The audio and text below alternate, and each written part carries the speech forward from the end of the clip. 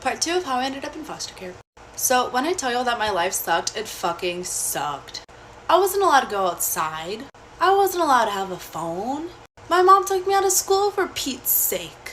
I wasn't allowed to talk to anybody but my family members in my household. Wasn't allowed to watch TV. Wasn't allowed to close the door when I went to the restroom. I am not exaggerating when I say I had cameras watching my every move. So when my mom told me I needed to get a job, that's why I got two, so I could always be out of the house. And my mom thought, since I was working now, my depression is getting cured. And my mom pulled me out of school in about March, and I didn't get these jobs until about June. That's 3 months of isolation. But as I started to work, I started to get more privileges back. And in August, things were starting to get better. I was excited because I was going to get to go to school again. And my mom even started letting me hang out with my one friend that I had. Wow, that sounded really fucking lonely. But this is where shit gets crazy. Part 3 coming. Alright, part 4 of how I ended up in foster care. So we go to the mall, and I buy myself an actual phone so my bosses can actually text me, and not my mom. And I bought myself some new clothes because I was tired of wearing the same 3 fucking outfits. And my mom knew I was gonna buy my clothes, but not my phone. Whoops. So I come home, and I'm real happy. And I'm like, Mom, look at this outfit that I just bought. Isn't it nice? So I was wearing a skirt that hugged my waist and went down to my ankles, a cardigan that covered, everything, and a crop top that didn't show any cleavage and showed that much midriff. And I was 16, okay guys, 16. And my mom freaked out. I can't believe you bought that. You're such a fucking slut. Who do you think you are? You need to throw that away right now. Throw it away. Listen, this is the same woman who wouldn't let me wear shorts because they're too slutty, and I live in fucking Texas. You know how hot it is here?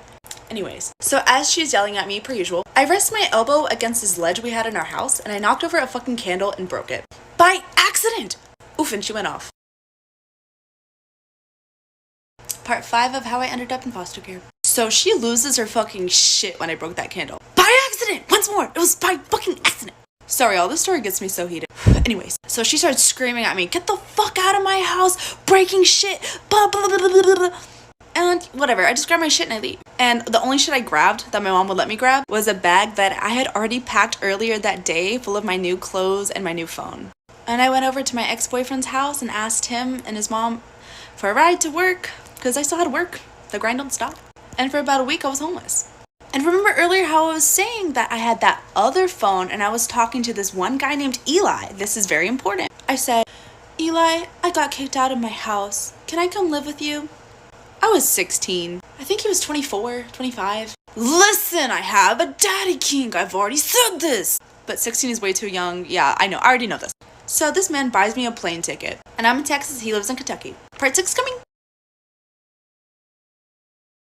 Alright, part 7 of how I ended up in foster care. So I stayed a night at this basically random person's house. And I hadn't eaten at all that day. So we had gone out and I had bought some food. And then I had brought it back to the house. Went to the restroom to take a fat shit. And guess what? They fucking ate my food. But I was just grateful they were letting me stay. So I didn't say anything. This chick's brothers tried to get with me. And not in a consensual way. So I didn't get any fucking sleep.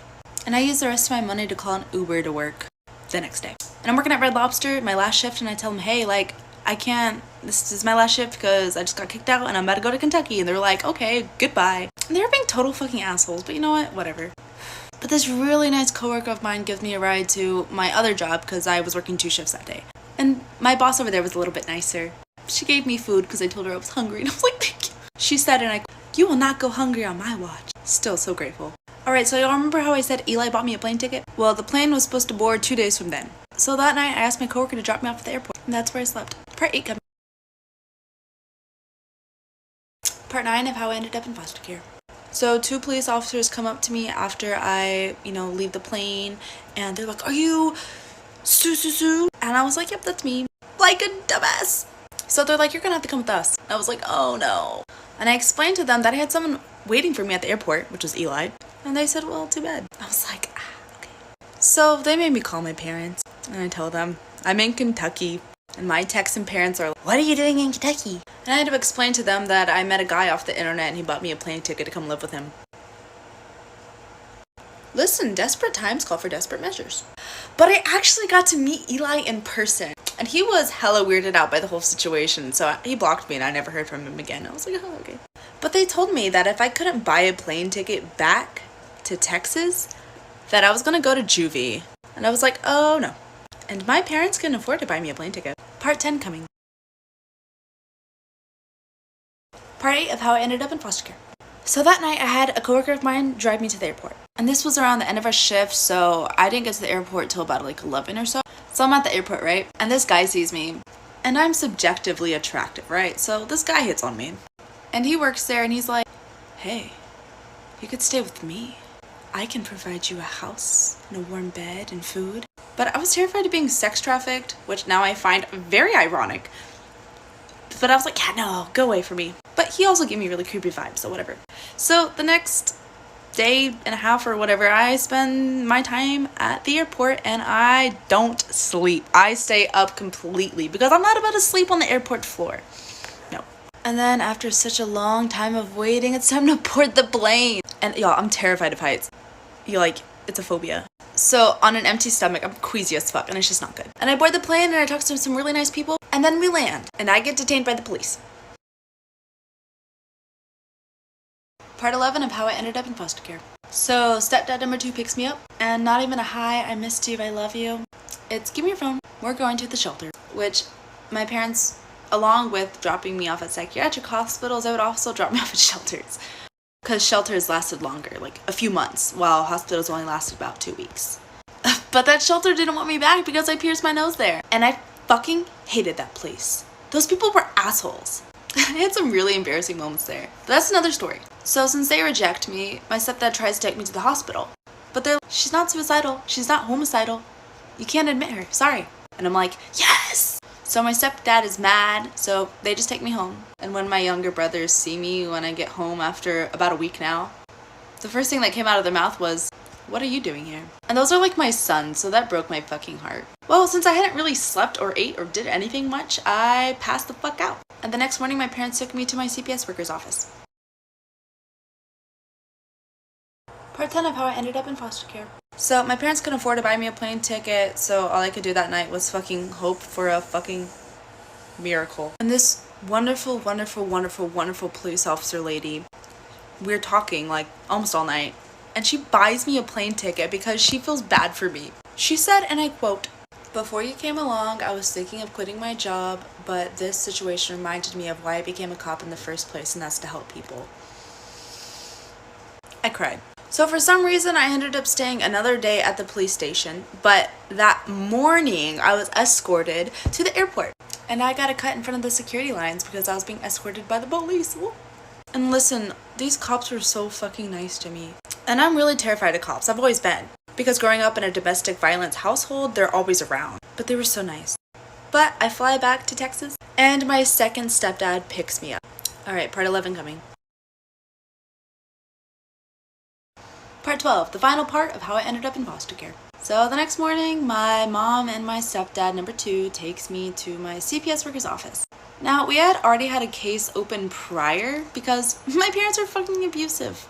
And it's a little suspicious to be dropping your child off at a shelter when she has parents. So we go to my CPS worker's office, and they sign their rights away, and then they leave.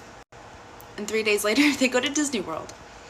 And they told my family the reason why I didn't go was because I was being a bitch and I wanted my own hotel room and they couldn't afford it, so I threw a temper tantrum and couldn't go. After that, I was in a shelter for 3 months. And then my brothers were taken away a month after because my mom tested positive for drugs. But to keep them away from me, she told them I was molesting my brothers. And she told my brothers it was all my fault. And the limit at that shelter was only 3 months. And they wouldn't extend my stay. So I had to go. And I didn't see them for a few years after that. And today's my brother's 16th birthday. So I thought I'd share what I went through when I was 16. Part 1 of how I ended up in foster care when I was 16. If you watch the backstory, it makes a little bit more sense. Anyways. So I was a very depressed child because what child who has gone through trauma and abuse their entire life isn't depressed, right? Right. And whenever I got too sad, or I backtalked too much, or my mom simply just didn't want to deal with me anymore, she dumped me off at a fucking psychiatric hospital. I've been to 16, for fucking depression. And one day I come back from the hospital and my room's gone. As in, my brother moved in my room and all my stuff was gone. And my mom told me, when you learn to stop being depressed, you can have your shit back. And I was made to sleep on a leather couch. And I had a camera on me at all times because she installed cameras all over our fucking house. My mom took away all my clothes, my deodorant, my toothbrush. She left me one pair of underwear and one bra. Like, come on.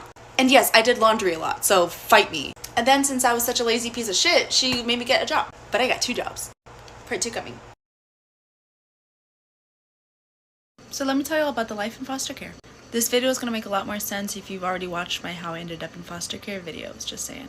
So my mom signed her rights away and then I ended up in a shelter. I remember my first night there, I was so freaking scared because I had no idea what was going on and I had nobody. So one of the staff members leads me to my room and I share that room with 3 other girls. So there's no privacy. And some of the girls woke up because they're like, oh, a new girl. And naturally we all talked about our stories and like what we've been through and whatnot.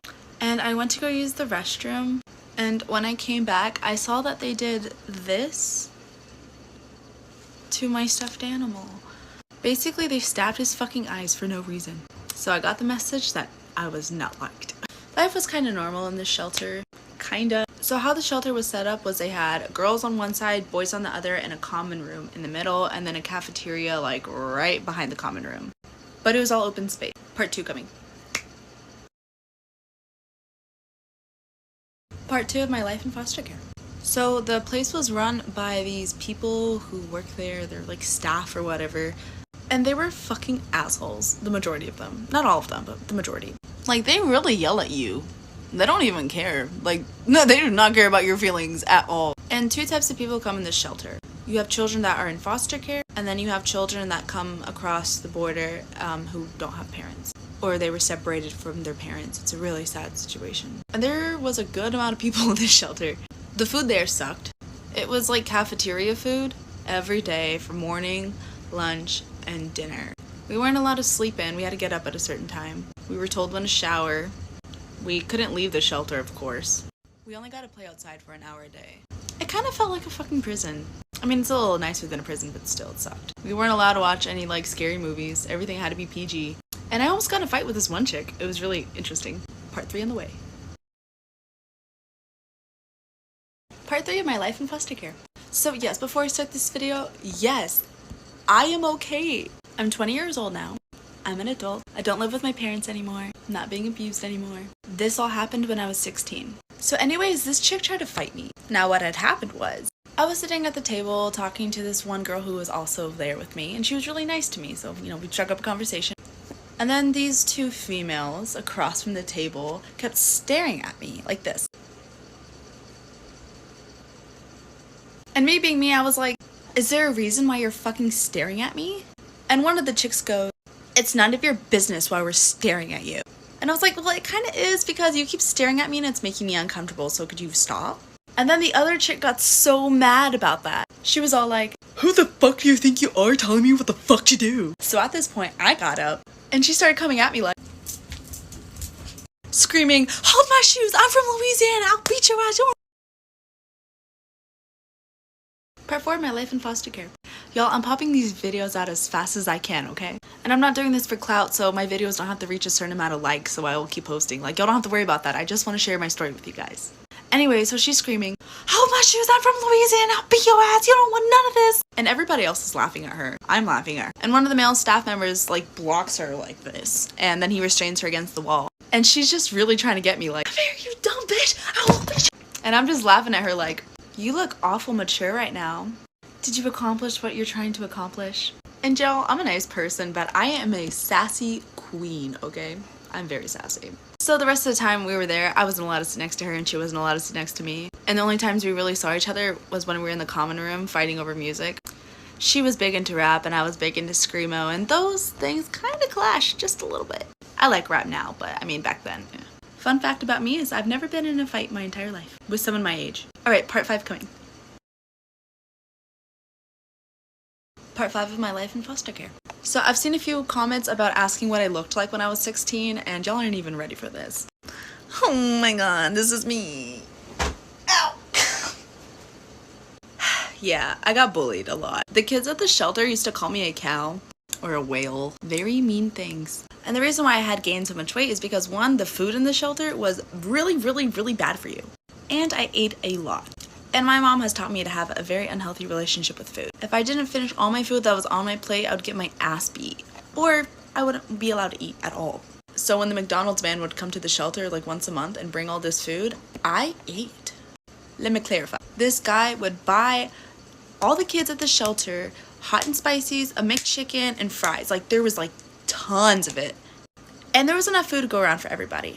But I'd eat like 4 McChickens at once. Anyways, I'm going to tell you more about the kids in the shelter because they're really interesting people too. Part 6 coming.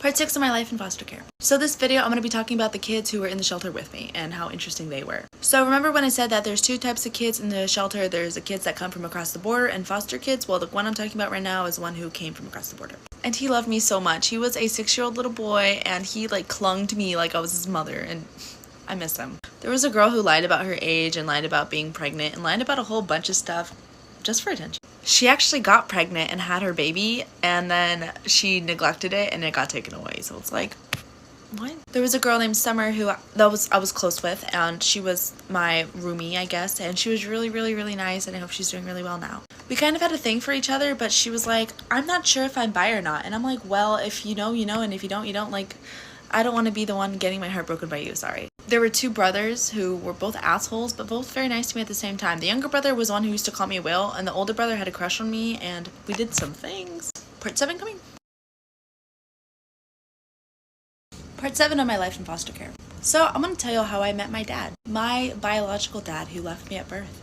So one day I was just chilling, you know, as one does. And one of the staff members comes up to me and she's like, hey, we got in contact with your dad and he's going to come visit you. And I was like, why would my stepdad visit me? That doesn't make any sense. And she went, no, we're talking about your real dad.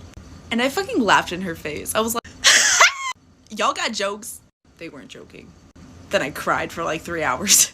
Because listen to this. My mom and dad had me when my mom was 17/18 and my dad was like 21, 22. And he did not want me. When I actually met him, I asked him about it and he said, yeah, I told your mom to get rid of you. So I don't blame him for leaving. I get it. He wasn't ready. But he came all the way up from Houston to Dallas to come see me. And my dad is really funny looking. And he promised me all these things of, you can live with me and we could finally be a family. Well, I couldn't live with him because he was a felon. But he did have a sister and there were plans made. Part 8 coming. Part 8 of my life in foster care. So after I met my dad, something kind of crazy happened. One of the ladies came up to me one day and she was like, hey, your brothers are here. And I was confused as hell. I was like, why are they here? I was like, are they just here to visit me? And she goes, no, they're here to live here. And I was like, oh snap. So what had happened was, it is a little suspicious to drop off your child and go to Disney World 3 days later. So they were investigated and my mom had to take a drug test and she failed. So my brothers got taken away. And it was really nice to see them again, but I could tell they hated me. And don't worry, they don't hate me anymore. We're on really good terms. I've gotten to see them since then. Everything's okay now. But seeing my brothers in the same situation I was in broke my heart because I was always the one to protect them, and I couldn't protect them. And I really beat myself up for it. It really sucked.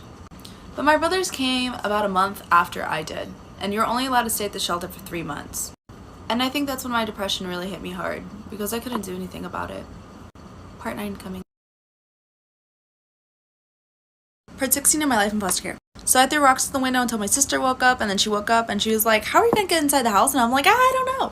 The bed sheets were too short. I threw her the gardening hose and I tried to scale up the wall like fucking Spider-Man. I broke the gardening hose with my thick ass. And then we realized we could do nothing but wait, because no one was gonna open the door for me. So I lay on the grass and I'm cold as fuck. And I'm laying down for about 4 hours, right? Till it's morning. So then I have the idea of, hey, maybe if I jump over the fence and I go in through the back door, maybe it'll be fine. Well, the neighbor sees me and she comes over and she's like, hey, are you okay? Are you Miss Brown's foster kid? And I was like, yeah, I'm fine. She's like, are you sure? Do you want me to go get her? And I was like, please don't get her. Just go away. So I'm in the backyard now and I see Miss Brown's adoptive daughter in the kitchen. I'm like, hey, let me in. And she's like, why would I let you in? You did this to yourself. And then she snitched on me. Part 17 of my life in foster care.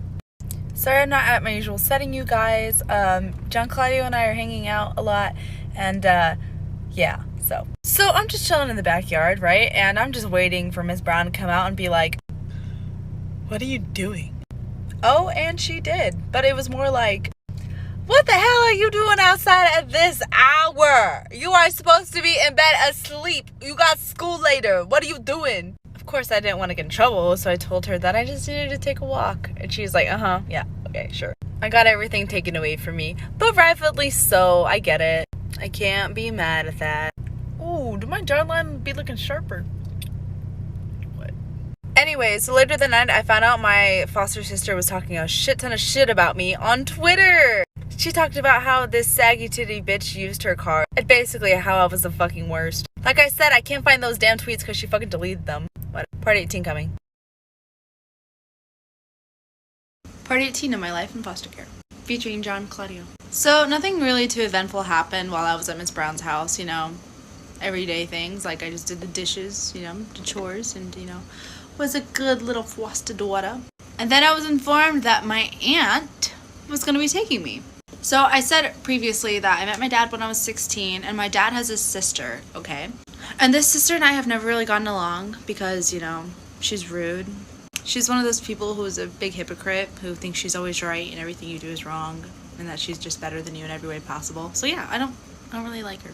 But she was gonna take me because my dad couldn't take me because he was a felon. And the reason why I couldn't go with my grandma is because my mother explicitly stated that my grandma was this horrible person, and my grandma has prior cases with CPS, so that is why. Plus, my grandma had no idea what was going on because we hadn't talked to her in like 7 or 8 years. Oh, and when I told Joe, he was devastated. Part 19 coming. Part 19 of my life in foster care. So I'm just going to say this though, my aunt was doing my dad a favor. My dad was the one who wanted to take me. My aunt didn't want to take me, but my dad had convinced her to take me. So yeah. And that's when I moved from Dallas, Texas to Houston, Texas. So once I moved back to Houston, I spent a good amount of my time hanging out with my dad, getting to know him because he wasn't in my life. Ever. My dad's a total like metalhead, and he's kind of a weirdo, honestly. This is what my dad looks like, for those of you wanting to know what he looks like.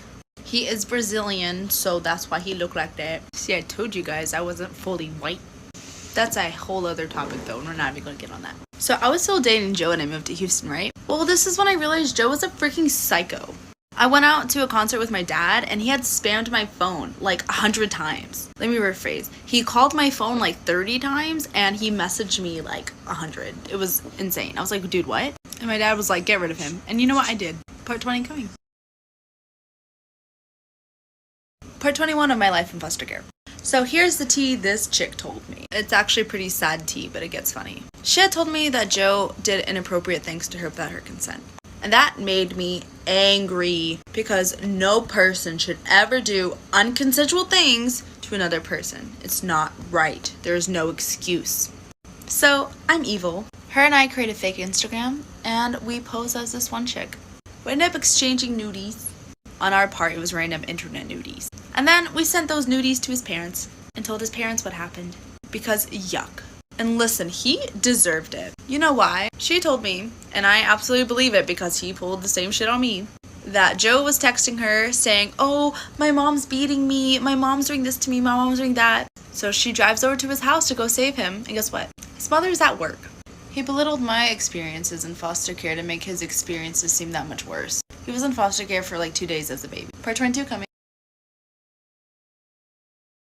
Part 22, the final part of my life in foster care. So this is the final part because once I moved to my aunt's house, I wasn't technically in foster care anymore, even though CPS did check up on us. Then I turned 18 and then I aged out of the system, so boom. I do get a full ride to college, so that's really great. And I am going to college, so whoop, whoop, whoop, whoop. Yes, I talk to my dad sometimes, but we are not close at all. Like, he has the opportunity to talk to me. He lived 20 minutes away from me for over 2 years, and he said it was too far. So if he's not going to make the effort, I'm not going to make the effort. I don't talk to Joe anymore. I blocked him on everything because why would I still talk to someone like that? Yuck. I don't talk to that one friend who I had in the previous videos prior. Like, no, I don't talk to anybody. I really don't. I talk to my mom sometimes. I just visited her recently. We are on good terms now, but, you know, I do keep my distance. Thank you guys so much for watching this series. I appreciate it. I will have a new series coming out soon. I love you guys. Mwah, mwah, mwah. Bye, bye.